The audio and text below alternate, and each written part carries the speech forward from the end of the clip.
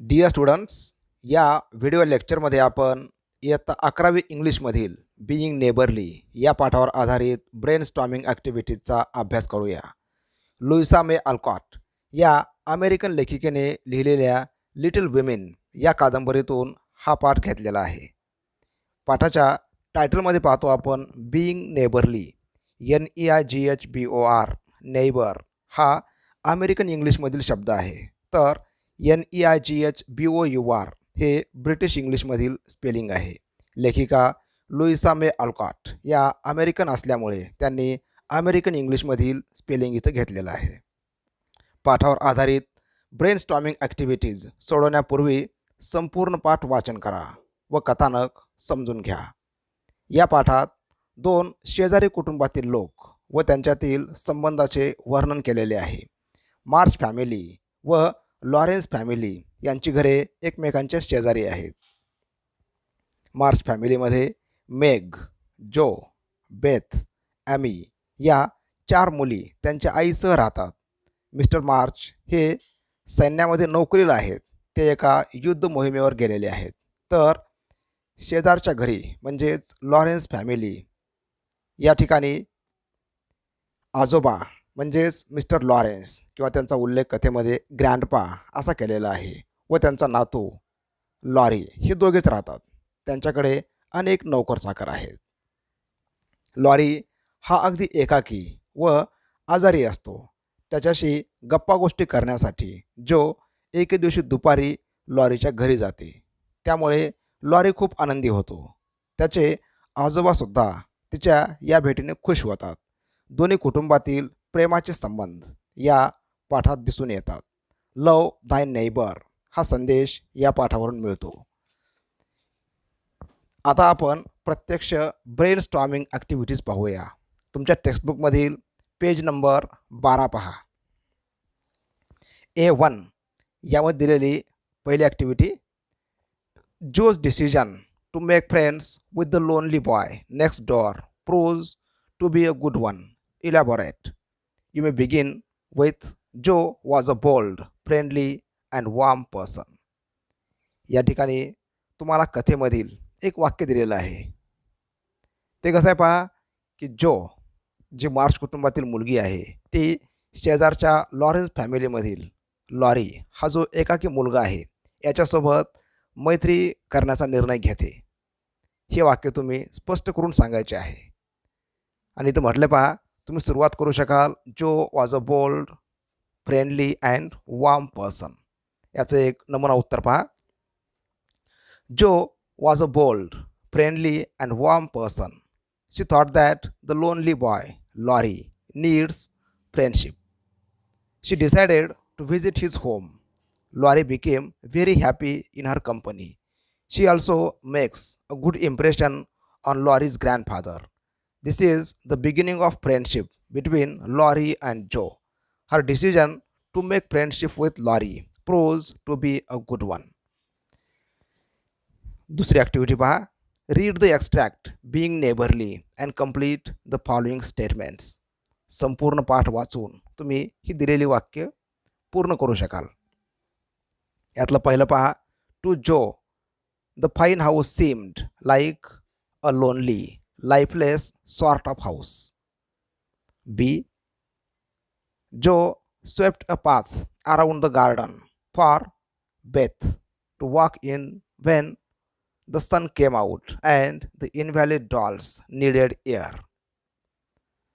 Joe entered the old stone house carrying 3 kittens and a covered dish containing blancmange.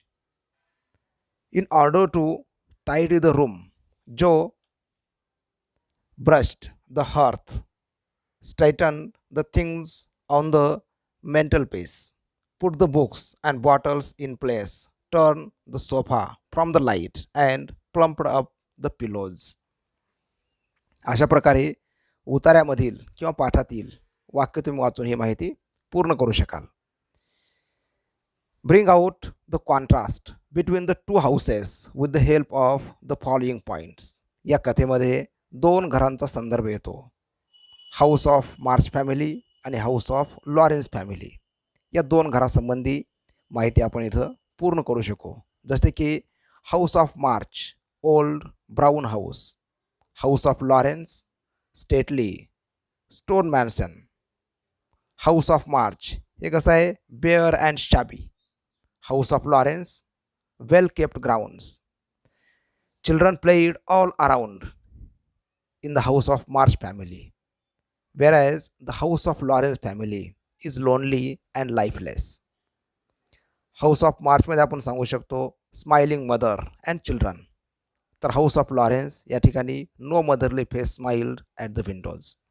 अशा प्रकारे दोन कुटुंबातील किंवा दोन घरामधील फरक इथं सांगता येईल. A2. The traits of the characters you meet in the extract are jumbled. Sort them out and write them in appropriate columns. या पाठामध्ये 3 कॅरेक्टर्स यांचा संदर्भ खूप वेळा येतो. जो, लॉरी आणि ग्रँडपा या तिघाविषयी किंवा जे काही त्यांची गुणवैशिष्ट्ये आहेत, ट्रेट्स म्हणजे गुणविशेष किंवा गुणवैशिष्ट्ये, ते आपण इथं सांगू शकतो. जसे की फॉर जोसाठी जे काही आहेत ट्रेट्स ते असतील पहा, bold, friendly, perceptive, empathetic, happy, frank, adventurous. For Laurie, shy, lonely, gentlemanly, playful, mature and dull. आणि ग्रँडपासाठी ग्रफ, विड्रॉन, शार्प. अशा प्रकारे या पात्रांची गुणवैशिष्ट्ये आपण सांगू शकतो. A3 पुढची पहा activity. Write down in your own words the way Laurie confirmed the names of the March sisters. Laurie कशा प्रकारे या मार्च भगिनींची नावं लक्षात ठेवतो किंवा ती नावं कन्फर्म करतो. याचं उत्तर पहा. Laurie had seen the March sisters through window. He also heard the sisters calling to one another. He asked whether Beth was the one who stayed at home and sometimes went out with a basket. He asked Joe if the sister who was pretty was Meg and the one with the curly hair was Amy. In this way, he confirmed all the names of the 4 March sisters. पुढचा question पहा. Give a brief account of the interaction between Grandpa and Joe. Joe had been observing Laurie's grandfather's portrait. The door opened and somebody entered in. She thought that it was Laurie and she expressed her comments on his grandpa's portrait. Suddenly, she heard a gruff voice and understood that it was Grandpa. She felt embarrassed. Grandpa accepts her comments frankly. He asked some questions to Joe and she too frankly replied. Joe felt comfortable while talking to Grandpa. A4.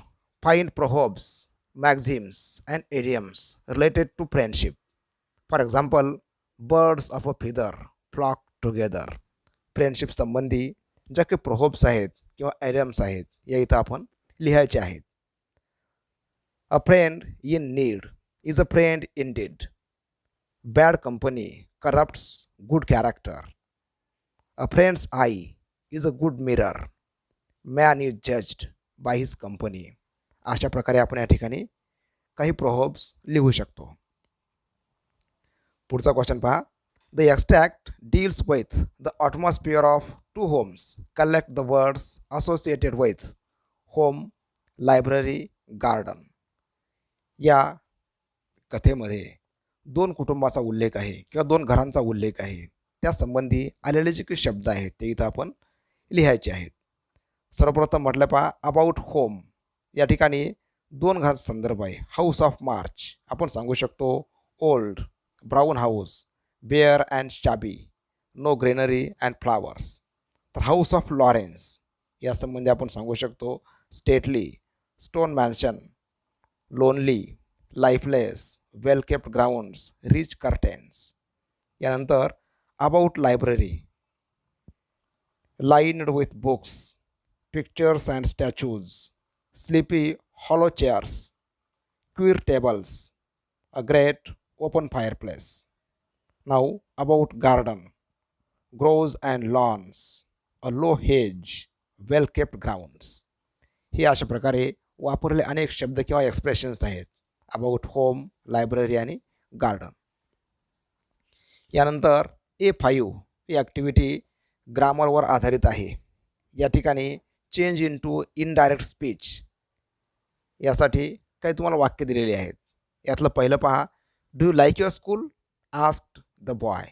Don't go to school, I am a businessman girl, I mean answered Jo. या दोन वाक्याचं आपल्याला indirect स्पीचमध्ये रूपांतर करायचं आहे. विचारलेलं पहिलं वाक्य म्हणजे तो एक क्वेश्चन आहे किंवा म्हणावं या ठिकाणी आपण हा एक व्हर्बल क्वेश्चन आहे.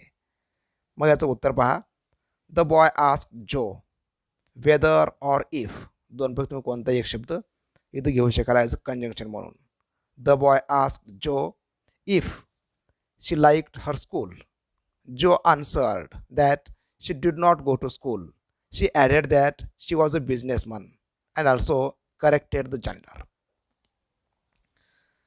दुसरं पहा, जो flourished her broom as she called out, how do you do?